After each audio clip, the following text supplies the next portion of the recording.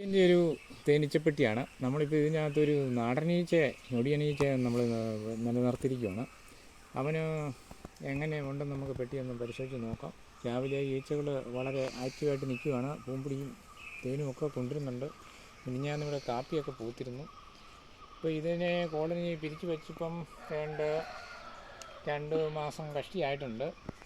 അപ്പോൾ നമുക്ക് പെട്ടി തുറന്നൊന്ന് നോക്കാം.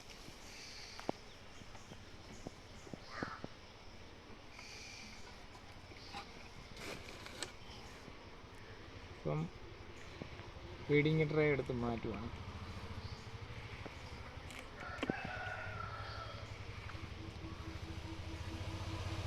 ഈ പെട്ടിയിൽ 10 ഫ്രെയിമാണ് കൊള്ളുന്നത്. ഇപ്പോൾ ഇതിനകത്ത് നമ്മൾ 4 ഫ്രെയിമേ ഇട്ടിട്ടുള്ളൂ. അട പണിത് വരുന്നതനുസരിച്ച് ബാക്കി നമ്മൾ ക്രമീകരിക്കുന്നതാണ്. ഇതൊരു പുതിയ റാണിയാണ്. ഇപ്പോൾ അടയൊക്കെ പണിതിരിക്കുന്നത് ഏതാണ്ട് പുതിയ അടകൾ പണിതുകൊണ്ടിരിക്കുകയാണ്. അപ്പം നമ്മൾ ഇറ്റാലിയൻ ഈച്ചയുടെ ആ കമ്പികളൊന്നും നമ്മൾ മാറ്റിയിട്ടില്ല. ഇട്ട് കൊടുക്കുന്നത് ഇത് അതിൻ്റെ ഒരു അടയാണ്. ഇത് മുഴുവൻ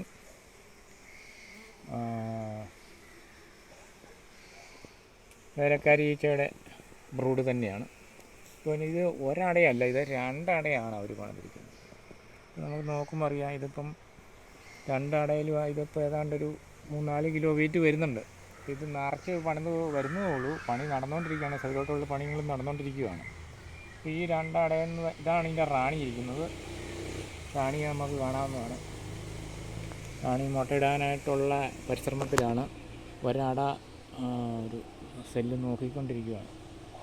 അപ്പം നല്ല നീളമുള്ള റാണിയാണ്. നമുക്ക് വ്യക്തമാണ്. അപ്പം റാണി മുട്ടയിടുകയാണ്. പിടിച്ച് മുട്ടയിടാനായിട്ട് പേടിച്ച് പോയിരുന്നു.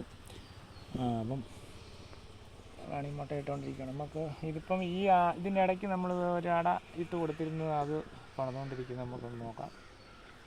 ഈ അട ഒരു പുതിയ അട അവർ കെട്ടിക്കൊണ്ടിരിക്കുകയാണ്. അപ്പോൾ ഇത് പണി നടന്നുകൊണ്ടിരിക്കുകയാണ്. ഇത് ഈച്ച പണി ചെയ്തുകൊണ്ടിരിക്കുകയാണ്. നമ്മൾ ആ കമ്പികൾ മറ്റേ പോലെ തന്നെ കമ്പി ഇതിനകത്ത് കൊടുത്തിട്ടുണ്ട്. നമ്മളിത് കുടഞ്ഞ് മാറ്റിയതും കൊണ്ട് അട വിട്ടൊന്നും പോകത്തില്ല. ഈ കമ്പിക്ക് ഇടയിൽ കൂടെ ആയതുകൊണ്ട് തേനെടുക്കണമെന്ന് വെച്ചാൽ പിന്നെ നമുക്ക് വലിയ എക്സ്ട്രാക്ടർ വേണ്ടി വരും. നമ്മൾ പരീക്ഷണാർത്ഥം ചെയ്തിരിക്കുന്നതാണ്. ഈച്ച അടകൾ പണിതുകൊണ്ടിരിക്കുകയാണ്. ഇപ്പം ഇതിനകത്ത് കൂടുതലും പൂമ്പൊടിയുണ്ട്. ധാരാളം പൂമ്പൊടി ഇവിടെ വരുന്നുണ്ട്.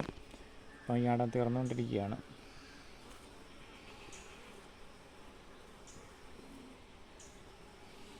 അപ്പോൾ ഇത് ഈ ഒരടയിൽ നിന്ന് തന്നെ 2 സൈഡിൽ നിന്നും കൂടി ആയിട്ട് ഏതാണ്ട്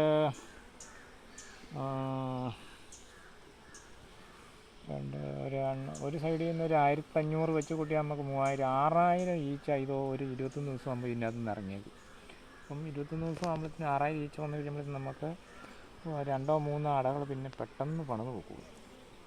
ഇത് വിശാലമായിട്ട് കിടക്കുന്നതുകൊണ്ട് പെട്ടെന്ന് കൊടി വിരിയുന്ന ആ രീതിയിലേക്കൊന്നും വരികയില്ല.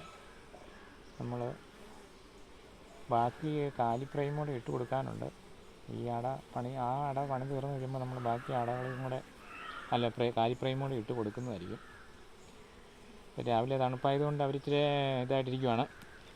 അതിനാണെങ്കിലും ധാരാളം പൂമ്പൊടിയായിട്ട് ഈച്ച വന്നുകൊണ്ടിരിക്കുകയാണ്. ബാക്കി അടകളും കൂടെ അവർ ഉടനെ പണി.